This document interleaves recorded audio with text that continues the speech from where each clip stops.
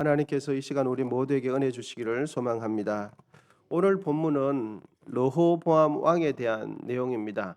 그래서 오늘 본문이 르호보암 왕에 대한 이야기가 오늘로 시작해서 오늘로 끝이 납니다.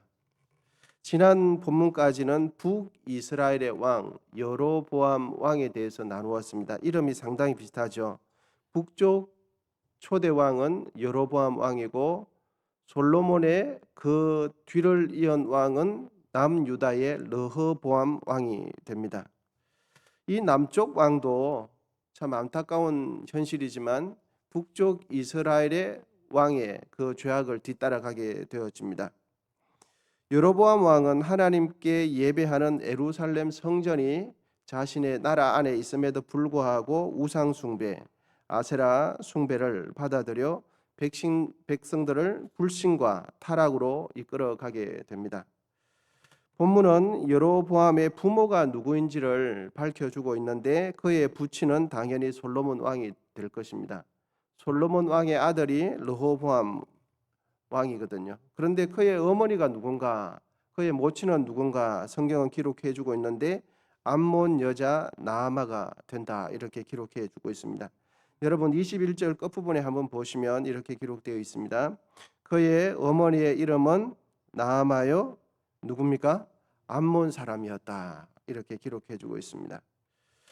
르호보암 왕의 모친이 이방 여자가 어떻게 가능할 수 있을까 생각해보면 이 솔로몬 왕이 자신이 젊었을 때 왕자에 취임하고 난 뒤에 어느 정도 나라가 안정된 뒤에 어떤 정책을 썼냐 하니까 수많은 이방 나라들과 정략 결혼을 맺은 겁니다.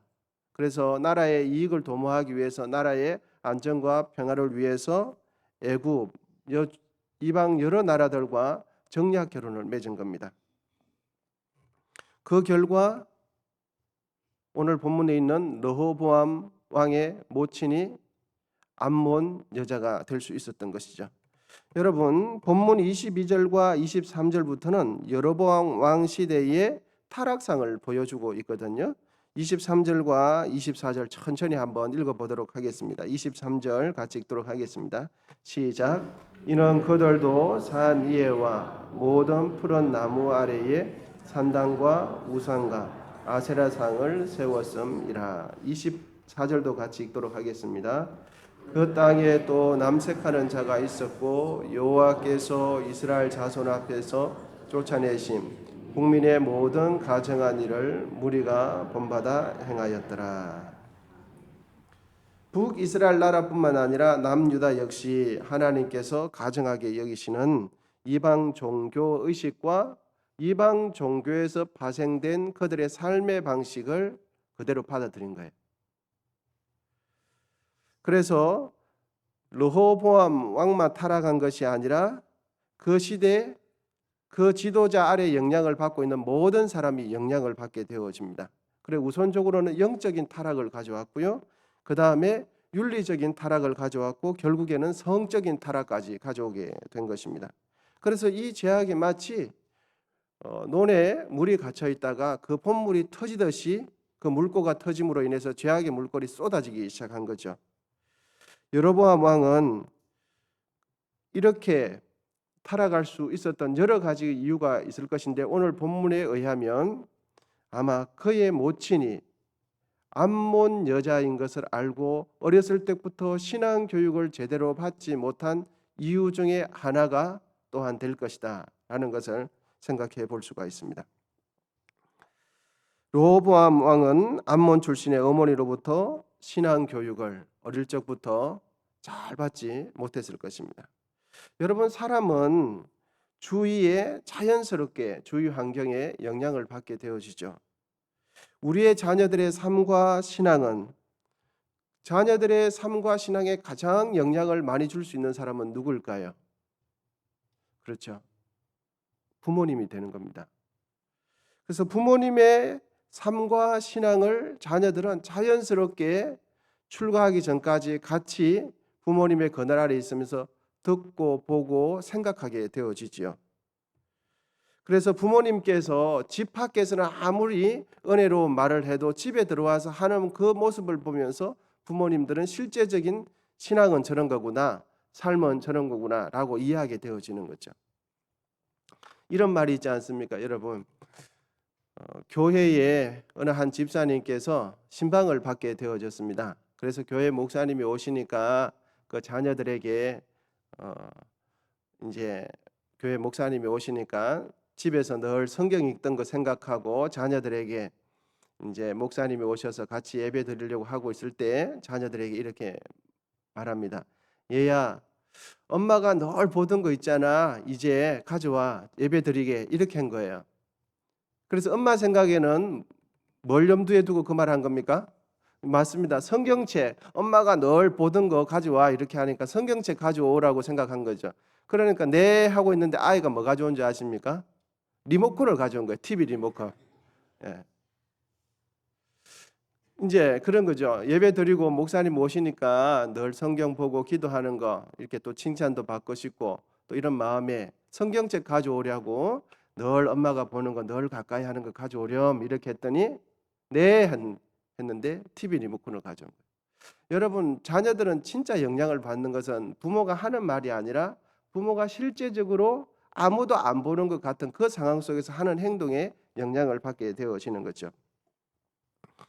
부모가 자녀에게 물려주어야 할 것은 하나님을 경외하는 신앙인데 그것이 사실은 자녀들을 양육해 보면 생각대로 잘 되지 않습니다. 그런 자녀를 볼 때 부모님의 마음들은 굉장히 불편해지죠. 내가 또 무엇을 잘못해서 그런가 이런 생각이 들고 내가 기도가 부족해서 그런가 이런 생각도 들기도 합니다. 여러분, 자녀들의 신앙 회복을 위해서 오랫동안 기도해 오셔도 이렇다 할 선한 결과가 없다 하더라도 낙심하지 마시기를 바랍니다. 왜냐하면 하나님이 우리의 기도를 들으세요. 나는 부족하지만 나는 호흡이 있어서 자녀들에게 잘못 가르쳤다 할지라도 진짜 기도로 심으면 기도는 때가 되면 열매를 맺습니다. 왜냐하면 나는 능력이 한계가 있지만 하나님께서는 무한하시기 때문에 그렇습니다.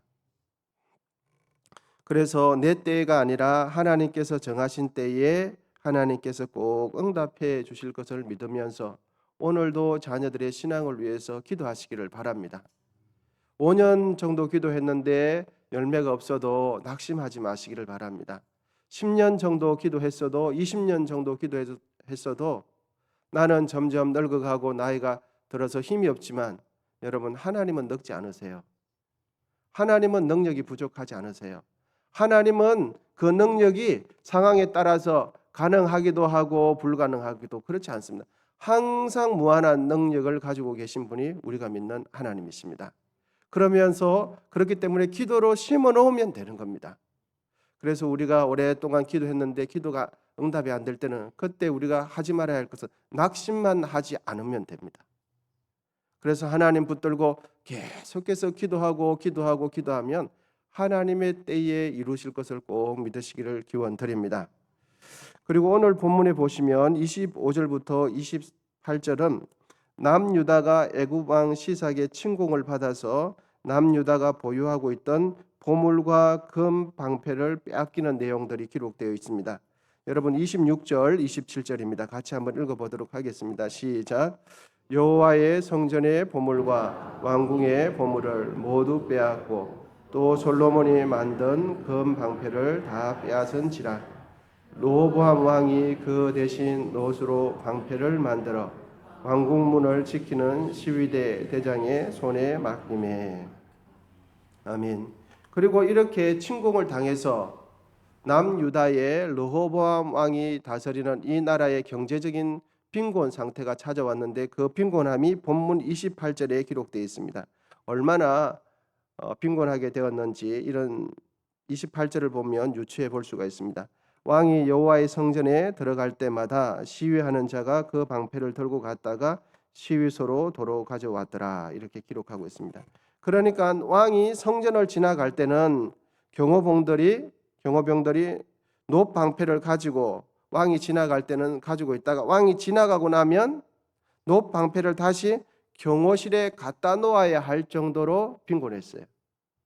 여러분, 아버지 솔로몬 왕 시대는 은을 돌같이 흔하게 여겼습니다. 부국 강변을 이루었지만 그 많은 부와 영광은 다 이제는 다 빼앗기고 빈털터리가 된 겁니다. 이제는 높 방패까지 만들었는데 그 방패까지 부족하게 된 것입니다. 그래서 왕이 지나갈 때는 방패를 가지고 있다가 왕이 지나가고 나면 다시 잘 보관해 두는 거죠. 그뿐만 아니라 동족 남유다는 북이스라엘 사이에 끊임없이 분쟁이 있었어요. 끊임없이 갈등이 있고 끊임없이 싸움이 있었습니다. 여러분, 솔로몬 왕 뒤를 이은 이 르호보암 왕에 대한 기록은 오늘로서 끝이 납니다. 전체를 보면 10절밖에 안 돼요. 한 나라의 왕이 인생을 살았는데 왕으로 등극해서 끝날 때까지 10절밖에 성경이 기록해 주지 않고 있습니다. 물론 한 사람의 인생을 성경은 한 절로 요약해 주기도 합니다. 그런데 솔로몬 왕의 뒤를 이은 르호보암 그 왕의 인생을 성경은 오늘 10절로 기록해 주는데 주된 10절 내용 안에 주된 내용은 무엇입니까? 주된 내용은 좋았던 일, 아름다웠던 일, 하나님 앞에 선한 일을 했던 것은 아무것도 없습니다.